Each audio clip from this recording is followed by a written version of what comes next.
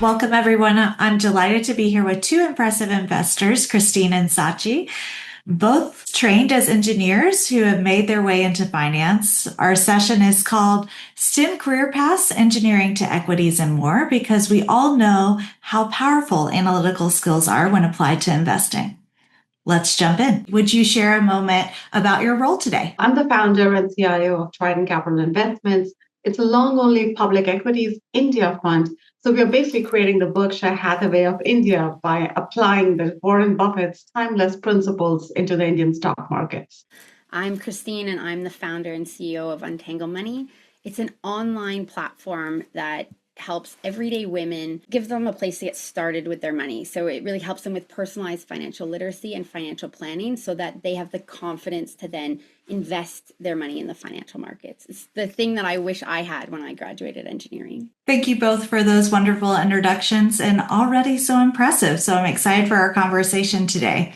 Now, how did engineering first shape your way of thinking, and how do you think that led you into investing? I think I've been a curious kid from the very beginning. Those annoying kids who are always asking questions, how does this work and why is this the way it is? Well, that was me. So engineering is a great option for kids of this type. And I have 2 degrees in engineering. So I did my undergrad in engineering, electrical engineering, and then I did my master's in electrical engineering as well.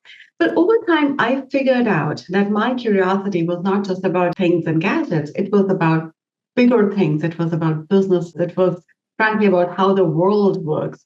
So for me, it applied that engineering mindset and the toolkit, being able to analyze data, problem solving, just ability to work with that low signal to noise ratio. And I just took that same engineer toolkit and applied it into analyzing businesses. So investing was kind of a natural segue for me from engineering. I totally agree with Sachee on that one, and I echo it. I think for me, it was I had designed a pump, and I thought it was the perfect pump for the application, and I presented it, and my boss looked at me and said, "Go back, find out what pumps they're using on site, and then find that book and what's available, and pick the one that's closest to what we need." And at that moment, what I learned later in that same conversation was he said, they're not going to train operators on a new piece of equipment. They're not going to stock more spare parts on a new piece of equipment. They're going to go with what they know. And so you have to make do with what's available. And it's at that point that I realized that engineering, while incredible, is a tool that they use to do other things. And there are other considerations. And once I figured that out, I really became curious all over again. And I went to the bank and I didn't know what to do. And I didn't get a great answer from the person I spoke with. And so again, that underlying, how do I do this? How does this work? Why? I think that's what really led me to investing, because I wanted to figure out what to do with my money. Yeah, I love that analytical nature because it so much so transfers into finance and different areas of finance. One of the things we talk about with our students is that careers are rarely linear. So what are some points, we kind of started talking about these, but what are some key points that was pivotal for you to realize finance was actually your calling out of that? I'm definitely an example of Exhibit A, careers are not linear. So I'm a retired engineer, so from being an engineer to being a management consultant to ultimately doing investing, and I think that is my career now. It's absolutely not a linear path. And listen, I embraced investing as my sort of lifelong pursuit only once I discovered Warren Buffett. And allow me to explain this. So people are driven by different things, right? Some people seek money, some people seek power, but I think I've always been sort of driven by a sense of purpose. So I had a huge hesitation about finance or investing, and I just did not see myself as someone who is chasing money. I discovered Warren Buffett around the time I was toying with the idea of an MBA, and I read the book, The Making of an American Capitalist, and I just totally resonated with it. The fact that he is one of the richest people in the world is a mere footnote in his list of accomplishments. He has lived a life of simplicity and absolute intellectual curiosity. but he has helped shape the culture of corporate America like no other. In that process, he has secured the financial future of thousands of his investors, and he will be giving away more than $100 billion to charity. So for me, this was a life that is worth living. It disentangled the greed part of it, of finance or of investing, and kind of gave a sense of purpose. So for me, investing is taking away for my investors that biggest worry that they have about their financial security. So that's how I came into investing. And Sachee, I echo so much of what you said. If I jump back into the story when I went to the bank, after I met with that bank advisor and it was unsatisfying, I started reading everything I could. Berkshire Hathaway has free letters to shareholders, and especially the early ones, they really walk you through his investment thesis and his mindset, and they're accessible in the sense that I didn't need to be a financial expert to understand what he was telling me. But that's it's the same place I started. It's a great place to start. I was more attracted to the money. I wanted to make a lot of money. I wanted to be independent. I wanted to have optionality. And so I was looking for a career that would be satisfying financially. And I was numerically literate. There's a lot of charting in engineering, and I really quickly could understand charts because we see a lot of them when we are learning and working. And so some of the key pivots in my career came from similarly engineering to MBA to trading floor. I did a rotational program there. So I spent my first 4 rotations on the trading floor. I ended up landing in something called equity research, which is basically a stock analyst. That really mirrored some of the work that I was doing in engineering. It's very analytical. It's very much in front of a computer. I wanted a little more interaction with people. And so I ended up becoming a professional investor, working with really high net wealth individuals. And it was later, I had now become a mom. I have 3 children. And this is when my mind went from, I think partially you satisfy some of your financial needs and requirements on the journey. And now is when my mind has really shifted to impact. And I really want to help the women who, like me, don't have a place to get started and aren't necessarily high net. It's pretty big threshold to be an accredited investor in a lot of places. And so I wanted to help people that weren't able to access that part of the system.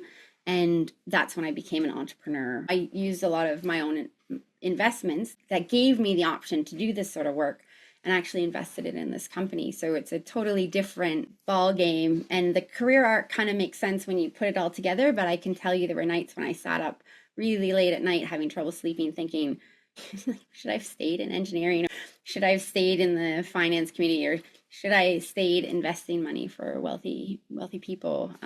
So it's not always easy, and it kind of makes sense backwards. But I think you listen to your gut, and engineering is such a great toolkit because it gives you so much opportunity. There's so many things that you're able to do with that degree. Yeah, I love referring to like the hindsight portion of it being like, oh, yes, there could have been a line drawn here. But at the moment, probably for both of you, did not necessarily see that next step that was coming. And Sachee, I love that you mentioned that you did not see yourself as someone that was chasing money. Like your self-identity kind of was part of what was playing into your next piece and really redefining what that looks like as far as finance. Yeah. And Kristine, you also mentioned the part of you wanting to be independent and satisfying those different pieces. And I feel like what I heard between both of you was that you both ended up having this piece of giving back in different ways, or like looking at things that help others in different ways, which I think is really incredible. I will say something here. And I think, Kristine, I'm very curious to hear if this is similar to your experience as well. So I have 2 children.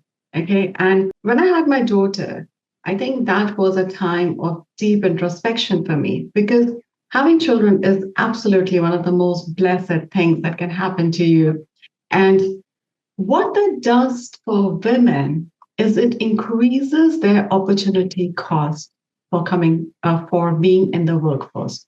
So if I have something incredibly beautiful and joyous in my life, you have to give me a really compelling reason to leave this little bundle of joy behind and go back to the office. And it is in those moments when you really dive deep into yourself to see what is it that'll give you comparable joy or maybe more joy than what you have here. So I found myself incapable of just doing a job, just doing something that I was not passionate about.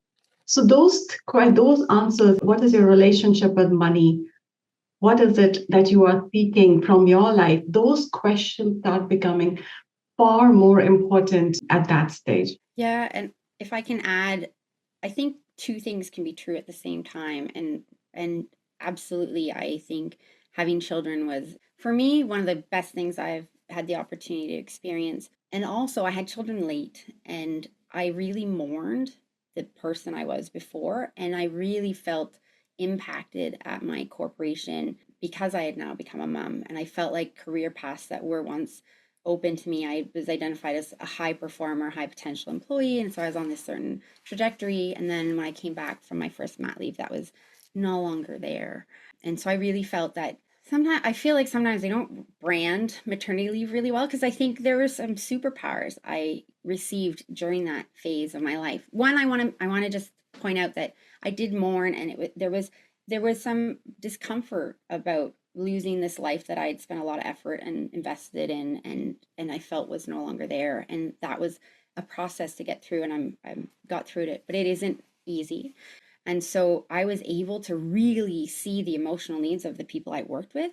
And two, I actually, and I think Sachee, you're sort of talking about this in a way, but I became extraordinarily efficient with my time because, to your point, if it was going to be something I wanted to get done, I really need, if I was at home, it had to be done in a very truncated manner. So you became very great at prioritizing and being efficient with your time. And then if I was going to stay later or for some reason, I wanted to make sure that happened as little as possible because I really was wanting to get back home. And so I couldn't play the FaceTime game anymore, but I don't think it impacted my output. And I wish we branded that a bit better and talked about the superpowers and strengths that you get when you go on maternity leave and when you have a child in your life.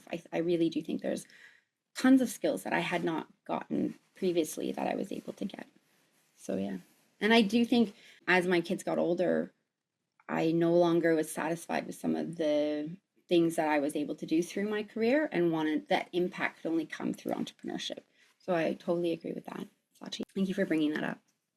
Yes, thank you. There's so much within that that's just following that passion. And to your point, or both of your points, really, the opportunity cost you have to weigh. And so that means that it's even more important that you see the value and your identity within what you're doing to a certain extent, right? With your everyday, whether it's at work or not. So thank you for bringing that up. All right. As far as with your technical backgrounds, I am also someone that really appreciates data. So how do you approach analyzing an investment or designing a financial solution differently than somebody who might have a traditional finance background? Yeah, so I think there's a lot of math in finance, which as an engineer or someone from a science background, a math background, you're very comfortable with. So that was sort of the no-brainer of it all. But I also think that when you do an application of theory, right? There's a lot of theory in theoretical finance. There's a lot of theory in finance, but having worked in an application of theory, you really get this idea that there's a range in which that theory works really well, and then there are conditions where that theory breaks down. And I think that being an engineer, one, because you understand how things work, it gives you an edge compared to other investors who may not be mechanically inclined, who may not understand how the sausage gets made, and therefore may have rose-colored glasses on, or may not understand some of the implications of the management decisions. So it is kind of like if you're in stock analysis in a technical field, it really is a great BS detector. And so I think that really was my unfair advantage, because I could look at a plan, and because I had that experience, I thought I could say, this is really ambitious. And so I could press the management, what are you doing to ensure that you're able to have this expedited process? And if they didn't have a great answer, I knew that was going to be a big risk, and that was something that we could watch, and that was something there I could add value for the investment community who may not have that technical background. So a little bit of, again, a superpower I felt like I could see through some of the smoke and mirrors sometimes. Absolutely. I would totally sort of echo everything that Kristine has just mentioned on the technical aspect. And I think as an engineer, you do have an advantage for sure. No doubt about it. So I guess I would add on to what Kristine said about technical skills, but I would add on to it then maybe the softer side of things. And that is also very, very important, the behavioral side, which is very important. The first one that comes to mind is intellectual honesty. So engineer, I think I would be very uncomfortable not really understanding something. And I will keep saying, I don't know, I don't get it, I don't understand till I get it. And I think that's not your standard protocol in finance. You kind of like swing it and wing it kind of a thing. And I think it's one of the superpowers to say, no, I don't get it. So that intellectual honesty is, I think, very important. Another thing is, I think, your approach to risk management. So as an engineer, and I'm not a structural engineer, but if you're building a bridge, you will assume that there will be people who will want to jump off it. And you will make those enclosures to prevent that from happening at the very onset. In the world of finance, risk management is done by other people, by another department. It's an add on, it's an afterthought.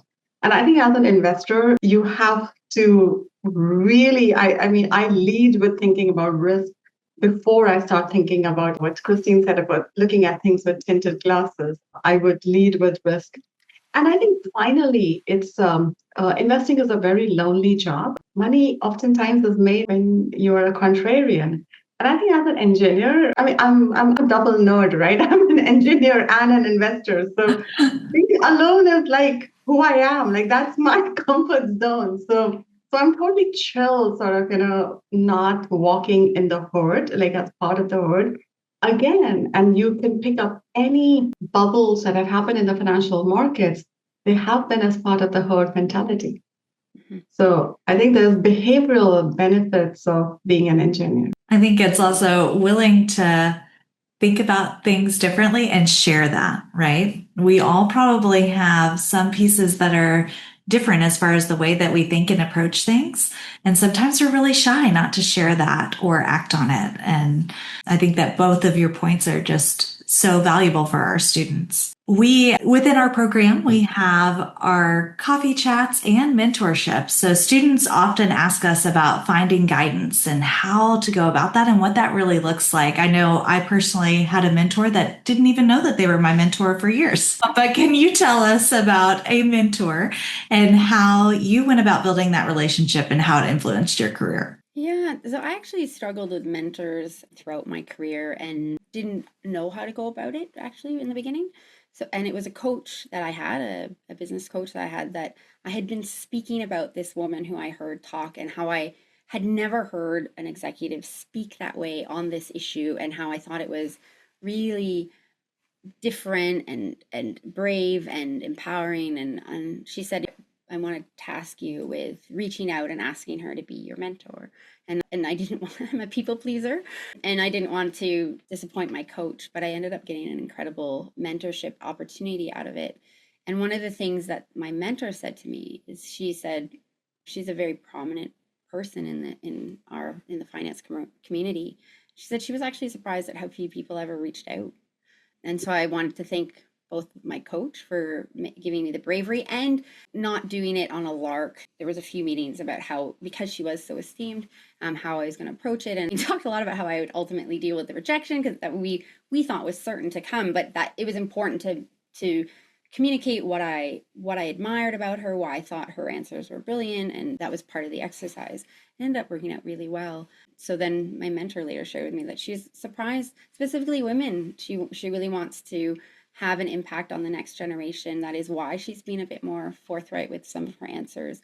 And she was surprised that people hadn't reached out. So I'd say swing for the fences, a few things. We did manage a lot of the expectations ahead of time about if she couldn't. She's a busy person. You get through some of the gatekeepers, people that are keeping her focused on her work. Sometimes I'm just flat to the wall, busy with something that we're trying to get done. And other times of the year, I'm really not busy. We have slow periods. And so I think reaching out, also offering that you're it's someone that you would like to meet badly enough that you're willing to wait for a slow season, and that you will take on that outreach when it comes. If they say, hey, now's not a great time, but what, June is really quiet, that you calendarize that and reach out again in June. I think, one, take the risk. You can't get if you don't ask. And then two, also go in prepared, right? Why do you want to meet them? So I've had a rather sort of different experience. I don't have like one mentor. I have kind of like many, and it's basically people over the course of the career who I found interesting or insightful, and I've just like walked up to them after a meeting or after a networking session or whatever that might be, and had that conversation. And I would actually encourage a lot of like all young people to do that, because as Kristine mentioned, you think they'd be bombarded with people seeking their advice, and actually that's probably not the case, because everyone is so reticent and so shy about it. And yes, you have to be respectful of their time, but if you're seeking advice, just go and do it. I have personally found institutional programs to be less useful. I think they are far more formal and structured. So I think there's a lot of expectations that get built into it. So I find that a bit unnerving. I have found I've usually reached out to people where I thought there was a personal chemistry, there was a connection, and I did that. But to Ashley's point, earlier, that there are mentors who don't even know they are my mentor. I have those, and I tell you, they are I call them my remote mentors, and the remote mentors are basically me reading books. So Warren Buffett's shareholder letters. I mean, I think he is my biggest mentor. He has no idea he's such a big mentor. But just reading those books, reading the newsletters. I mean, these days people are very generous with their time on podcasts as well. I think that also is a great way to learn about people. I say this very thoughtfully, because I think if you catch me on a day-to-day basis and you ask me some very deep question, I might have a very uninspiring answer to that. But the day I sit down to write my book, I would bring a lot of my life's insights to answering some of those kind of questions. So I think you'd be better off reading my book than talking to me, grabbing me at any given point. So I think those mentors who have written the biographies, those are do not discount those. So, not a scripted question, so it's okay if we don't answer this, but what are some things you mentioned, the books, newsletters, podcasts, what are some things that both of you regularly read or listen to that might be interesting for our students? I think you would learn a lot if you do read newspapers. And newspapers are hugely and heavily biased. So I would actually read both sides of the newspapers. So I would read the Global Times in China, and I would read, Hong Kong Post, and I would read Telegraph and Guardian. So I would actually read both sides of the newspaper just to get an insight into some of the current topics. But I think that's more short-term reading, because the longevity of those kind of things is like a few hours or one day at best, particularly these days of global geopolitical uncertainty. But I think newsletters is a great way to get into the minds of some of the top investors. And books are phenomenal. I mean, I cannot emphasize enough. You should be reading biographies. You should be reading books on certain topics, whatever topic interests you. I am a huge fan of financial history books. Just pick up, start wherever. I think history does rhyme. It does not repeat, but it certainly does rhyme. Everything that we are seeing today has happened before. And it's shocking to me when I read some of these books and I'm like, oh my God, this could be from today's newspaper. So definitely do that. Some of the podcasts, I'm not a podcast person, but some of the ones that I have found very interesting are Lex Fridman's podcasts, when he's done it with like Elon, with Mark Zuckerberg, with Mark Andreessen, with Prime Minister Modi. I think some of those are very thoughtful podcasts. There is a podcast that Columbia Business School does. I think it's called Value Investing with Legends or something of that sort. Again, if you're driving, you've got nothing to do. That's another a good podcast to just listen to. But yeah, I can go on and on. I think you have to read. Kristine, over to you. Yeah, no, I love everything you said. And then I actually want to add on to the newspaper thing. While those stories are short and the impact is it is tomorrow's waste paper basket liner, but there's a through line. And so maintaining the story and sort of and reading things from both sides so that you see the spin and then you follow the story along. And there's a lot of things that a lot of stories that intertwine. And I think when you do it regularly, you're able to glean that in a way that is different. I actually have gone back. I've ordered the newspaper, which I didn't do for a long time, and it's helping with my anxiety around the news, because I think the newspaper has a bit more of a thoughtful take on it than sometimes people that are trying to catch the attention of an algorithm. And so I think that is really healthy for me. And then I also find that I can put it down as well. It's not it doesn't feel as 24 hours. It feels very much, and I like how they've taken efforts to sort of bring some of these storylines together. So, and I know a lot of people have been left out of traditional media, and I also know a lot of people are no longer able to afford being in traditional media. So Substack is where a lot of these authors are going. I have not done a great job as following journalists to the Substacks.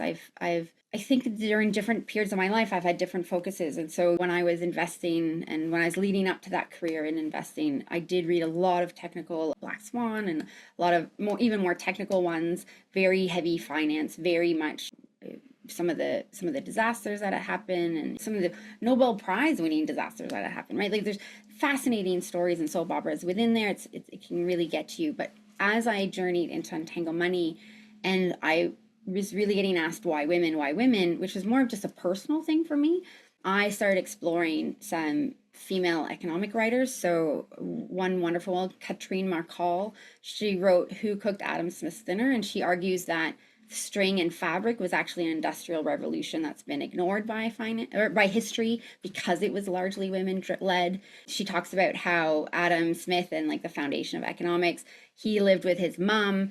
He worried about what was in it for the baker, the butcher, the hardware, or the laborer, but he never asked what was in it for his mom. Like, why does his mom care for him all his life? And I think that really led to this notion that women's unpaid labor is not seen as economically important, which I think we're seeing some of the ramifications of now as women are going into the workforce and our unpaid labor isn't being covered, and that's causing all sorts of dislocations that we've built on top of this notion that there's free labor for certain care work and things like that. If you're looking to start with personal finance, Shannon Lee Simmons was also a professional in the wealth management space. She has probably the best personal finance book I've ever seen for everyday people. So it's called Worry Free Money. I recommend everything she's read or written. She has Debt Free Living as well. Invisible Women was really a lot of the jumping point. Like I can draw a straight line from Caroline Perez's Invisible Women to starting Untangle Money. She talked about how, and this resonated as an engineer deeply, she talked about how the data we collect informs the designs we make. And if we under-survey women and if we ignore she looks at data sets that have been disaggregated by gender, and she says then you get two distinctive peaks, but we don't survey enough women, we don't collect enough women's data, so we end up really inadvertently designing around men. And then she talks about all the unintended consequences of that. So that was incredible. There's an amazing book by Chantal Chapman called The Trauma of Money that just came out. She talks about things that I think in finance we don't think about, like the money stories that live with us, the generational harms that we might bring around money, scarcity and abundance and things like that.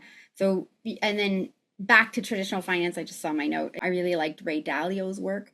And then I used to follow a lot of investors. So if you are in the investment space, I totally agree. There was some, I don't know why they're escaping me, but a lot of investors do have newsletters, and they can be, I find a lot of investors are deep thinkers, especially if they're placing large bets and they're really looking at structural things. And you may not get their insights at the moment because they want to place their bets first. So that's another thing to be aware of, is the time delay, and has that moment passed, and are you jumping on a bandwagon as that moment is closing? But the teachings that they can share and the wisdom and the ability to maybe see the next one or something they're not paying attention to, or something that's too small for them to capitalize on because they have larger capital allocations. But I do think just overall in general, it's an industry that attracts a lot of people who love reading. So to Sachee's point, I'm a voracious reader. It sounds like you are as well. And I think that is a through line that is very common in this space, because there are so many moving parts, and because there are so many incredible people who have written incredible books. And I'm trying to get my kids into reading. So if you want to expand your mind, you can go anywhere in a book. And it's just what's the right time and place for you and what you want to read. I apologize if that was too dark. It's just, I just thought it was poignant.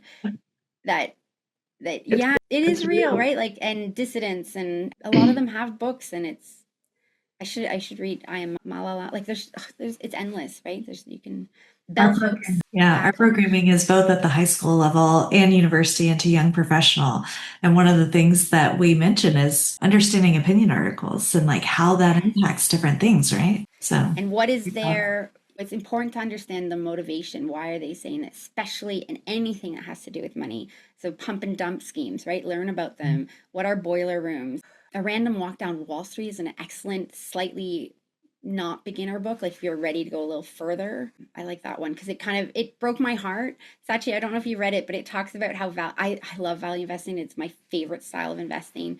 But it really talks about how it's a style of investing that works at a particular time in a cycle, and really doesn't it may feel better, but it may not outperform just a random bouquet of stocks. So, broke my heart. Well, there's certainly so many areas to grab inspiration from.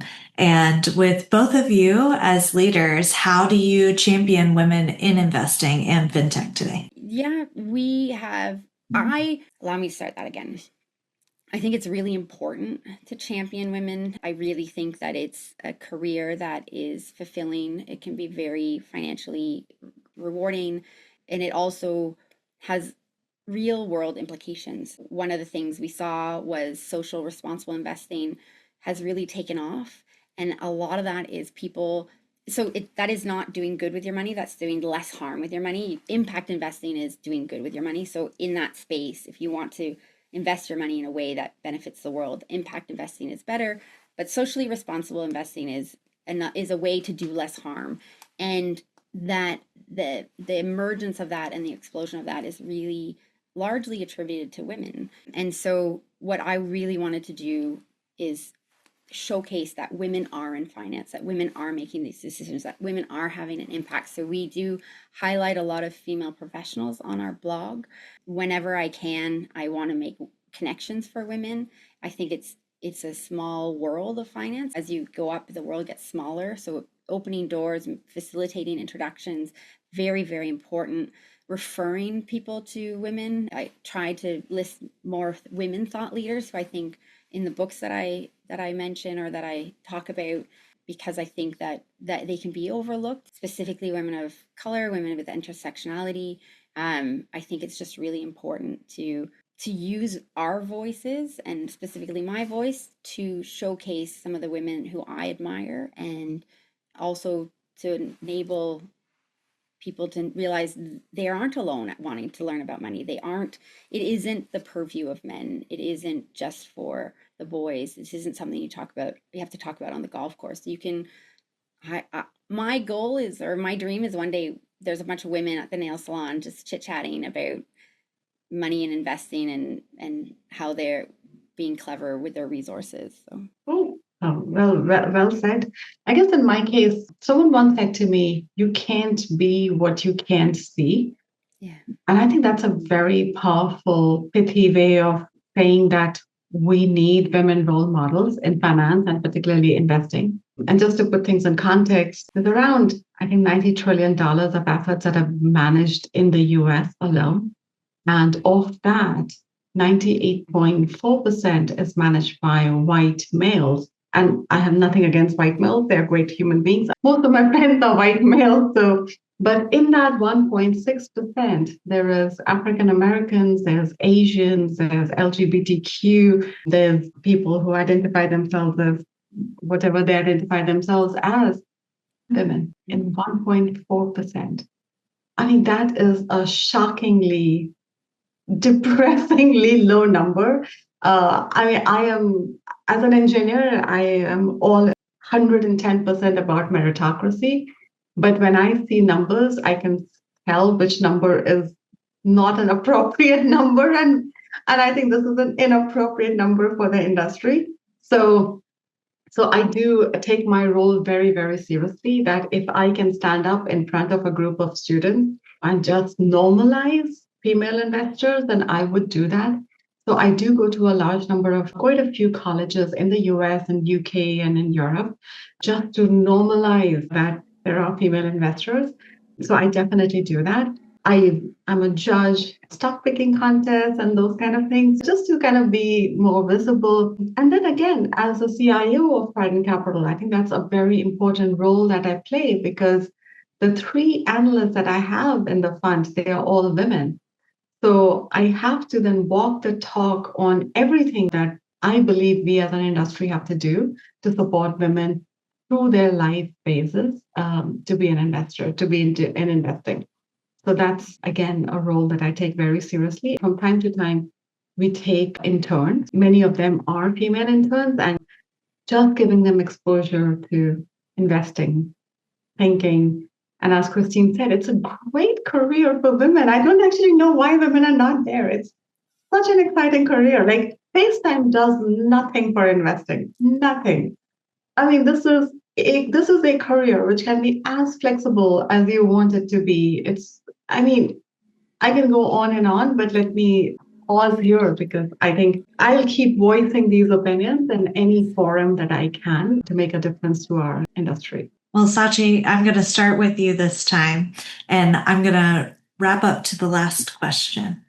So, to help our students let me rephrase my question. To close, we're looking at helping our students build confidence and credibility in finance. So what advice would you give? So finance is just like any other career. Like, if you're going into medical, if you're going into being a pilot, like it's just one of those same careers.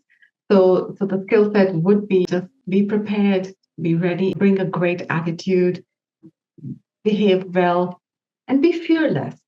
Be fearless, because learning happens when we are fearless, when we are not sort of bogged down by fear or greed or pressure or anything else. Don't try to follow someone else's dream. Don't go into a career, into an industry that for reasons that are not your own. And the day came when the risk to remain tight in a bud was more painful than the risk it took to blossom. And I think this is attributed to this lady called Anais Nin. So the day came when the risk to remain tight in a bud was more painful than the risk it took to blossom. And I think those are that's what you should be doing. That's what following your passion is. That when you are not afraid of failing, and in fact, you should fail, keep failing. Failing is great. There's no issue. So find your passion, even within finance, find your passion and pursue it. It's amazing. To add to that, data actually shows, or the research shows that, and I'm not saying this to disparage men, but rather to push back against the notion that women are bad with money. Women make better investors than men at both the retail, so that's everyday people, and at the professional level. We see an outperformance of over 1 percentage point, which in the finance world, 100 basis points is how we talk about it. That's how important all those little increments are. That is a career-making delta. That's a difference that's massive. And if it was really a meritocracy, we would see these things having more of an impact. So women are really great at investing. We are really great long-term thinkers. There's reasons why we think that could be the case. We don't actually quite know, but I don't want women to change the way they're investing, right? I don't want to invest more like men. We're already outperforming them, but we need to invest. So we need to sell less cash. We need to get our money invested, and it doesn't have to be boring or dull. There are incredible women type companies out there, and I actually think maybe there's less of bias towards gender stereotypes maybe in this audience, but just find a company or a product that you like and that you use, and read a lot of books or figure out how to analyze it. Everybody who's an engineer has an analytical toolkit and mindset, and get your hands dirty and try to analyze what you think is happening. There are lots of fake trading accounts, like practice accounts, that you can get on lots of different platforms. So you can try it out with fake money. You can also try it out with a little bit of real money. It is such an interesting task, and I think women are naturally gifted at planting seeds and watching flowers blossom. I call them financial bouquets. Your investment portfolios, your financial bouquet. And I think that women are really great at having a diverse bouquet and having a point of view. And we're excellent learners and listeners. And we're really great at building on what's come before us. So be curious, be confident. And I love that expression. It's time for you to blossom. Well, thank you both. This conversation shows that skills from STEM, such as problem solving, data, and curiosity, translate very powerfully into finance. And to our students, take that first step, stay curious, and know this industry can benefit from your insights. Thank you both. Thank you. Thank you so much.